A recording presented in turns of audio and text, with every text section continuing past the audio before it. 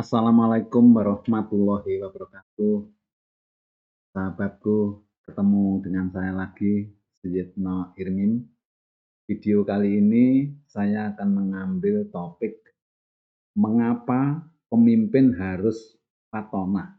Ini salah satu sifat kepemimpinan dari Nabi Muhammad, yaitu fatonah, atau cerdas. Ya, baik.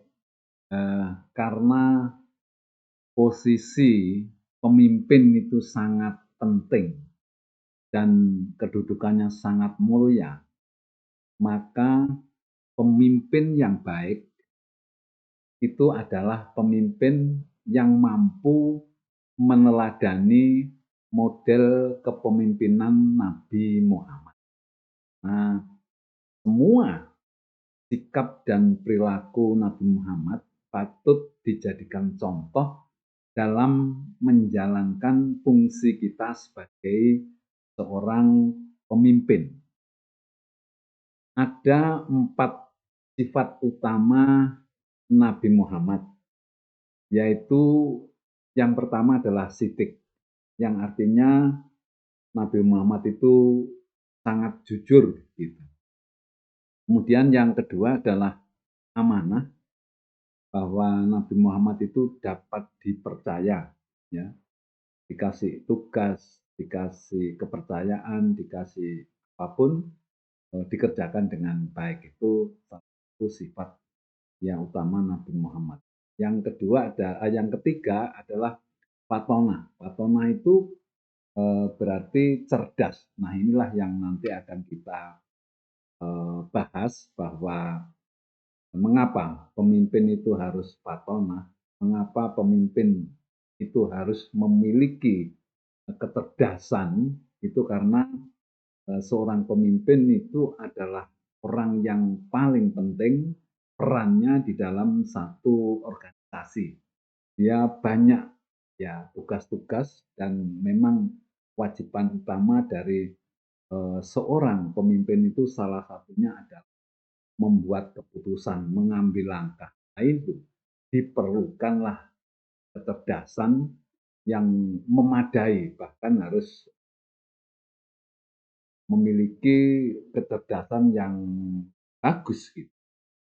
Kemudian yang keempat adalah tablik atau menyampaikan. Itu Nabi ini memiliki kemampuan untuk menjelaskan, mensosialisasikan, menyampaikan apa yang mereka dapatkan wahyu dan mungkin juga ajaran-ajaran dari para malaikat. Baik, kita mulai saja yang terkait dengan fatonah tadi, di kecerdasan. Syarat mutlak kecerdasan atau kemampuan yang dimiliki oleh seorang itu paling tidak ada 5 kecerdasan utama. Yang pertama itu adalah memiliki kecerdasan spiritual. Kemudian yang kedua adalah memiliki kecerdasan emosional. Yang ketiga, memiliki kecerdasan intelektual. Yang keempat, memiliki kecerdasan motivasional. Dan yang kelima, memiliki kecerdasan ketahanan. Ini 5 kecerdasan yang menjadi syarat utama untuk kita menjadi seorang pemimpin yang baik. Ini baru dari sisi kecerdasan yang memang mutlak gitu. Belum nanti harus ada kemampuan-kemampuan lain yang tentu itu harus dimiliki untuk menopang tugas dari seorang pemimpin itu. Ya, baik. Yang pertama adalah kecerdasan spiritual. Ya, apa itu kecerdasan spiritual? Kecerdasan spiritual adalah kemampuan dan keterampilan untuk mengkaitkan seluruh kejadian apa yang kita lakukan dan yang akan kita lakukan dengan keberadaan Allah.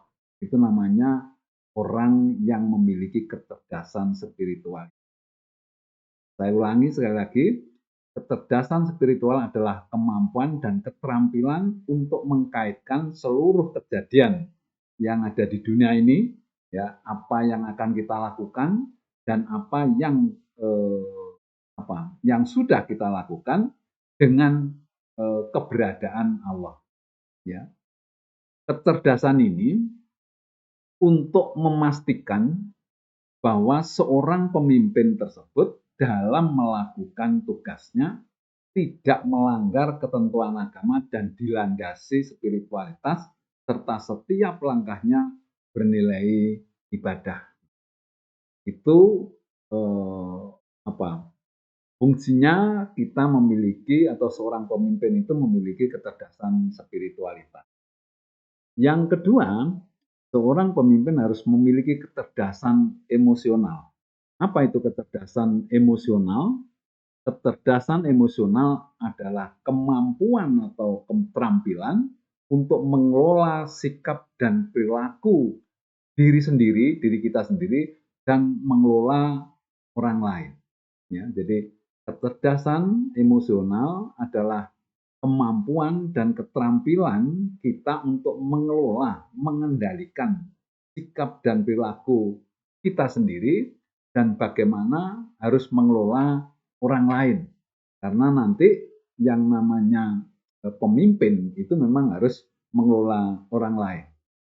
Nah, kecerdasan emosional ini diperlukan untuk memastikan bahwa pemimpin tersebut mampu mengelola emosinya dan tidak mementingkan egonya sendiri serta mempertimbangkan kepentingan-kepentingan anak buahnya. Ya, jadi ini untuk memastikan bahwa orang tersebut di dalam mengambil langkah atau mengelola orang lain atau anak buahnya itu mampu ya mengendalikan emosi dan tidak mementingkan egonya, serta di dalam mengambil keputusan-keputusan selalu ya mempertimbangkan kepentingan orang lain. Itu.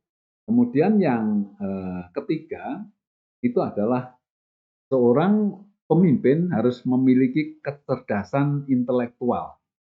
Apa itu kecerdasan intelektual?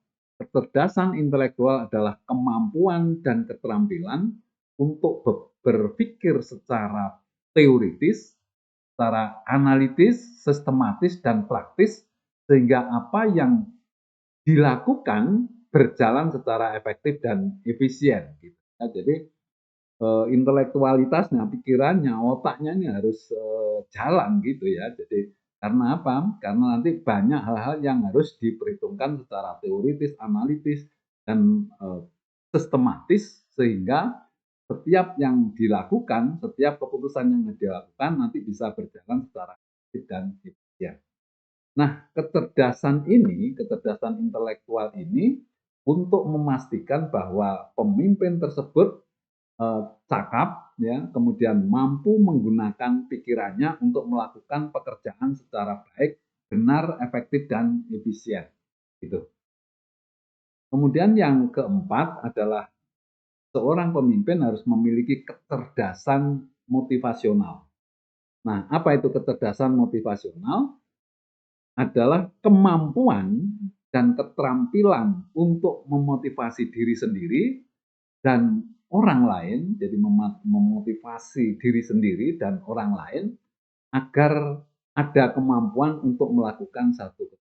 Jadi semangat, baik itu diri kita sendiri terutama, dan juga bagaimana memotivasi orang lain. Gitu. Nah, kecerdasan ini untuk memastikan bahwa pemimpin tersebut cakap, mampu menggunakan ilmu dan seninya untuk menggerakkan dan memotivasi diri sendiri dan memotivasi anak buahnya untuk diajak bekerja sama menuju tujuan yang sudah diputuskan. Ya, itu perlunya kita memiliki kecerdasan motivasional. Kemudian yang terakhir, yang kelima adalah seorang pemimpin harus memiliki kecerdasan ketabahan. Apa itu kecerdasan ketabahan? Adalah kemampuan, keterampilan, dan kekuatan untuk menghadapi hambatan dan kesulitan. Karena kita tahu bahwa seorang pemimpin ini akan banyak menghadapi satu kesulitan, hambatan dalam operasionalnya. Nah, kecerdasan ini untuk memastikan bahwa pemimpin tersebut mampu menghadapi dan menyelesaikan kendala, hambatan, dan masalah yang muncul setiap saat. Sehingga perlu ya memiliki kecerdasan, satu ketabahan. Jadi satu kemampuan, keterampilan untuk bisa menyelesaikan kendala, hambatan maupun masalah-masalah yang muncul. Itu kira-kira 5 kecerdasan mutlak ya yang harus dimiliki oleh seorang pemimpin ya. Jadi agar seorang pemimpin bisa efektif dalam menjalankan tugas, maka harus memiliki kelima kecerdasan tersebut.